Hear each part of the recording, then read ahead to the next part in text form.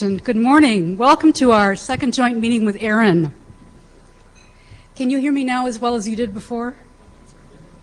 My name is Susan Harris. I'm from Merit Network. We are a nonprofit based at the University of Michigan. We connect most of the educational institutions in the state, plus many other types of organizations, to the internet through our regional network, MishNet. Our host today is Server Central Network of Chicago. You've seen guys in white t-shirts running around this weekend. What you didn't see is all the immense amount of work that went on over the past few months.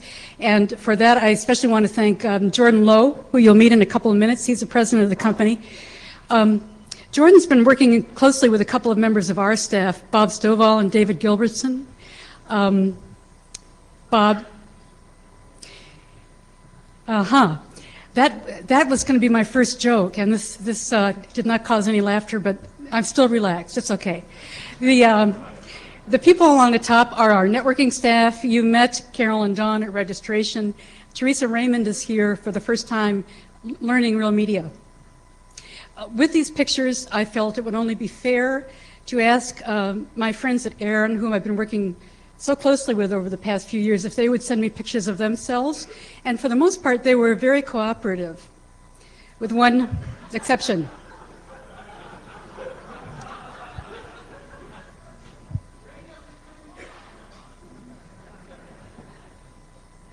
John is the chair of the Board of Trustees in Aaron. Ray will be following me in a moment. He is the president of the organization. Susan Hanlon is the wonderful director of member services.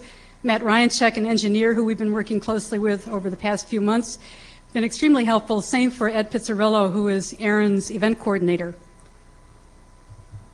Numbers. You can see attendance is up again today. Also up are numbers of people from Europe, I think partly because we have lots of colleagues here from the RIPE Network Coordination Center in Amsterdam. The RIPE NCC is more or less the counterpart of Aaron plus NANOG.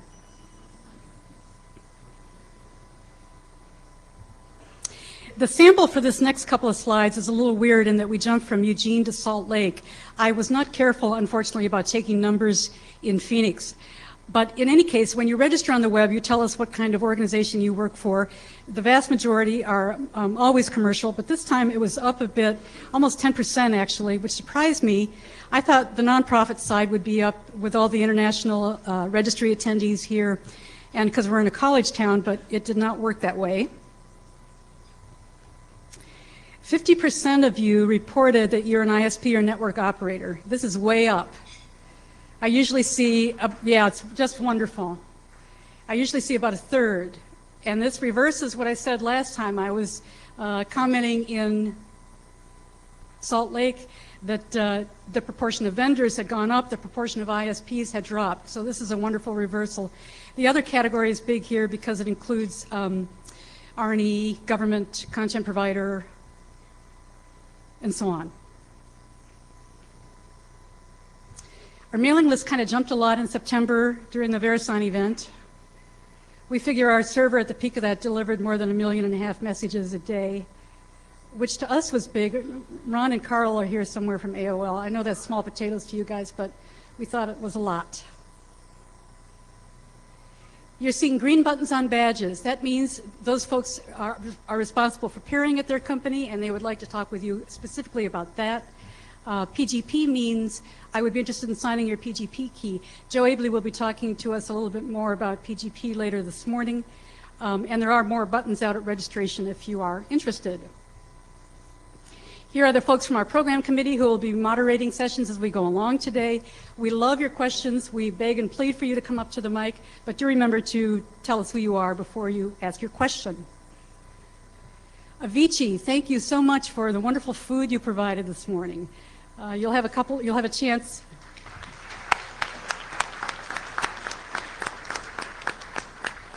Same applause, but silent for Force 10. You'll have a chance to meet a couple of engineers from Force 10 this afternoon. I see something out here. Let's say no cameras for the morning presentations. I think after that it's fine, but no flashes for the morning, please. These sponsorships go a long way towards supporting the organization. We are very, very grateful. Thank you. Same goes to Lucy and Joel, who are here again from the University of Oregon to multicast the meeting. They've been helped over the past few months by people from Cisco, Juniper, and Procket. Dwayne Wessels is here once again from the Measurement Factory in Boulder. He handles DNS and DHCP for us and also sets up our squid cache, at which he is quite the expert. He's just about to publish his second book on the subject, this time specifically on the free software we use at NANOG called Squid. Caching is fast. If you use the cache, you'll get to your sites on average twice as fast as you would if you went to the origin server directly. It's easy to configure your browser, go to the main NANOG page, and click on network information. One last note, the wireless network in the hotel is totally insecure, wide open. Anyone can pick up data you're sending over the network.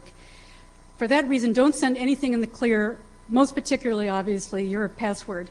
You should be encrypting it using some kind of layer 7 technology, VPN client, SSH, something like that. And now, Ray Polzak.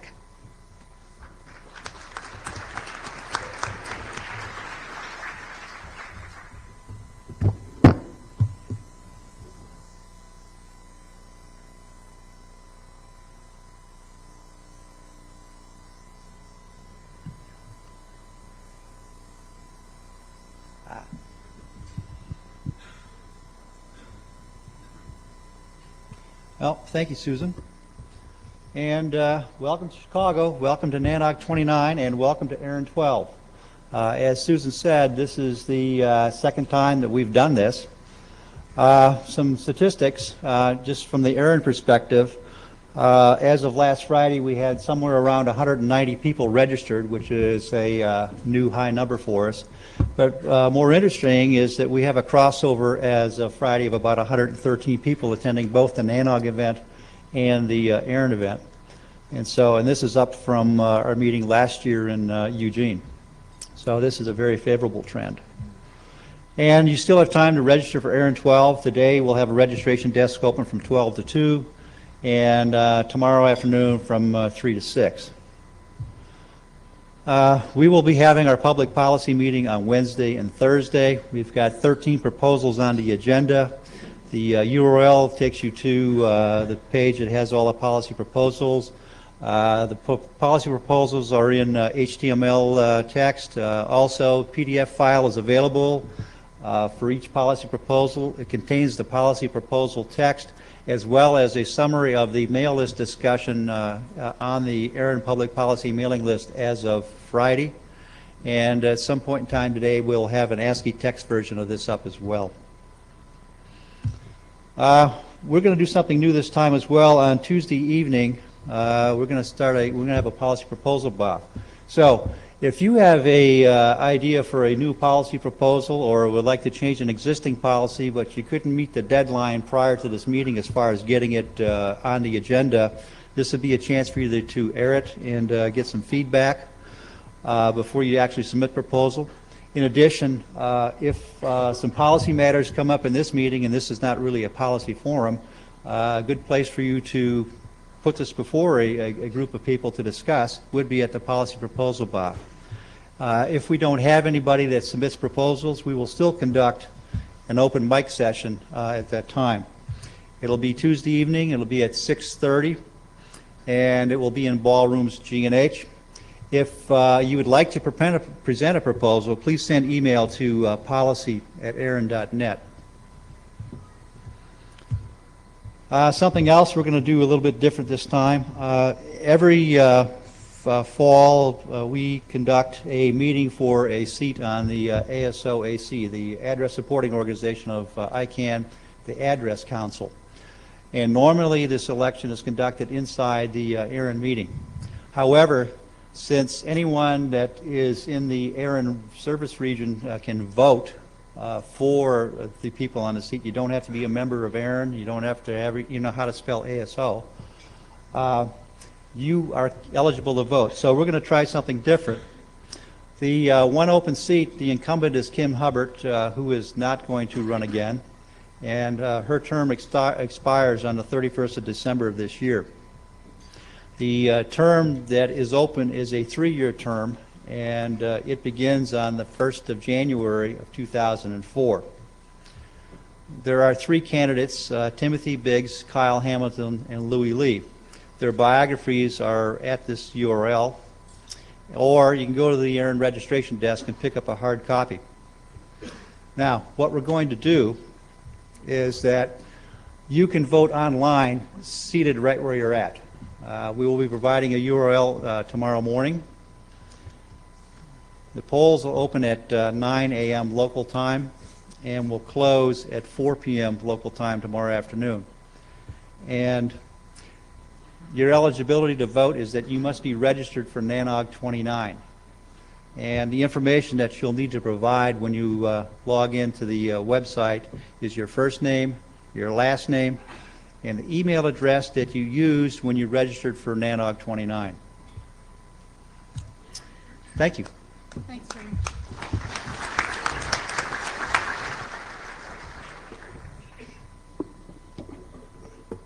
Have fun. For the BOF tomorrow night, the hotel is going to be very flexible with checkout. So if you would like a late checkout in order to attend that BOF, it hadn't really registered that that's going to be a perfect transition between the meetings. The desk will be flexible for that.